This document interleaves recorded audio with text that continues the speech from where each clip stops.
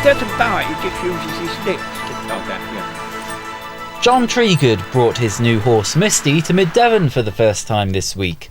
We caught up with him at a lay-by in Willand to see how life was treating him since his last visit to the area in November. Well, everything was all right till March, and then the old horse got kidney failure. He was 28, I was going to retire him anyway, so I had to have him put down. And then I was going to pack it in, but someone, I don't know, never met him before, from Cornwall, started raising money to get a new horse. So I got a new horse, and I'm a bit sentimental, so I've decided a new horse can't pull the old fella's caravan, so I've got a new caravan for him. How's the new horse been? Well, he's been a bit of a problem for the first 2 or 3 months, getting him used to my ways, or me used to his ways. I don't know which one it is, but we're all right now. So you're in the Tiverton area, in the Mid Devon area. What are you looking forward to on your stay here this time round? What am I looking forward to? Peace and quiet for one day. Do you find this is one of the most peaceful areas that you travel to? No, it's just lately, since March, I keep getting 20 or 30 visitors a day sometimes, you know. How are you coping with the fame and being a local celebrity now? Well, I'm not a local celebrity, am I? I'm not local. I'm what they call an incomer.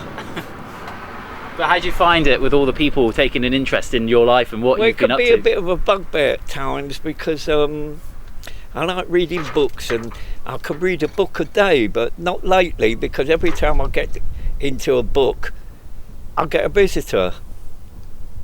You're lucky, because I wasn't reading at the time, I was making a cup of tea. What's it like just to have so many people following your life, and do you ever think about it? And no, not really, if it keeps them happy. I have people coming saying it's nice to see you on the road again, but I thought that's unusual for motorists. They usually want me off it, I think. I slow them down a bit. It must be nice though to have the adoration of the people of Devon who follow you around and see what you're up to. I don't know whether it's adoration or I don't know what it is. I mean, I've been told I'm a tourist attraction. I can't see tourists coming all the way just to see me, can you? I could think of prettier looking things to look at. What is it about this area that you like the most in the Mid Devon and Tiverton area? I don't know. I like Devon, actually. I came down 20 years ago from the north, but it was a mistake. I said I'm going down south, and someone said, oh, go Devon, Cornwall way, because it's nice and flat. Big mistake, isn't it? I should have gone to Norfolk, where it is flat. How are you finding the new cart as well? Oh, we're getting along all right. I'm getting used to it. Too much room. What is your inspiration? What keeps you going doing this? What keeps me going? Yeah. Well, to think of the alternative, and that's living in a house. I don't like houses. My ideal house would only have 3 walls and be open at one side. Some people say you do have a house somewhere. Is that saved for when you retire from travelling around? No, I haven't got a house. I don't want a house. I've given my house up years ago. Where they get that idea from, I don't know. It's just one of those I know people do say, what do you do in winter? And I have a job to convince them I do exactly the same in winter as I do in summer. But it must be nice this time of year, especially this weather. I mean, it's quite nice, isn't it? I prefer the winter. You prefer the winter? Why the winter? Eh? Why the winter? Because it's easier to get warm than it is to get cold. And then winters are not cold in Devon, are they? Not really. You don't get bad winters in Devon.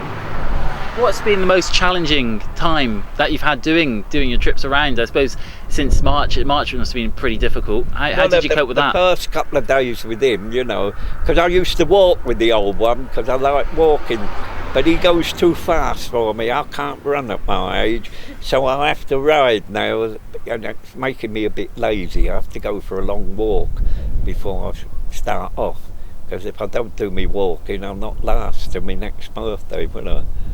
You talked about retirement earlier. What would you do? Well, I retired 40 years ago. But retirement from doing this? I mean, oh no, I'm not going to not retire from this. So the day I retire from this, I'll be dead. So this is it for the rest of your life now? Oh yeah, why not?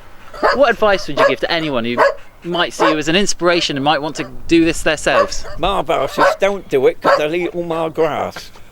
Because you're such a recognisable character in the local area, do you find you get problems from maybe people who fancy having a laugh and coming out and giving abuse, maybe? Oh, I don't mind a bit of abuse. I don't mind them who's shouting out, "Get a job, you lazy bastard," which is a favourite one, because, I mean, if they think I'm young enough to get a job, that's a compliment. And if they call me a bastard, that's a compliment, because I am. I can prove it by birth. Yeah. So it doesn't bother me. So you're just happy-go-lucky, easy-spirited. Yeah. And I don't mind all their hand signals. So if someone is watching and they want to come and say hello, would you encourage them to come and say hello if they wanted to? Well, on a good day, yeah. I do have my off days when I don't open the doors for anyone, but that's about once a year. So you'll be in the area now for how long? Oh, probably about a fortnight. I'll go into because I've been asked to go to Alfred because I haven't been there for a long time. Then I'm going to Tiverton because I've been asked to go to Tiverton, and then after that I could go and please myself. So who asks you to go around? Is it just friends or? Some complete strangers. Well, they're not strangers. They've obviously seen me before. But they say, "Oh, I haven't seen you for a long time. Are you coming our way?" Which is not, because I don't usually plan my trips. Well, I do. I plan B. And plan B is not to have plan A. So what's your plan for the rest of the future? The forthcoming future? What's my plan? Yeah, just carry on, I guess. Well, I'll just carry on till I die. Everyone's got to die. That's the only certainty in my future is one day I'm not going to get up. But they'll all know. Everyone says, "What happens when you die?" I don't know. I'll come back and tell them. Well, we'll look forward to that. And then they say, "How will we know you're dead?" So I've told them, as soon as I'm dead, I'm going to paint this black, so they know. We'll look out for that then in the long time in the future. Fingers crossed. Oh yeah, when I get to 100. 100. We'll be back to the 100th anniversary then. So look out for John on the roads around Mid Devon. Lewis Clark for MDG News in Willand.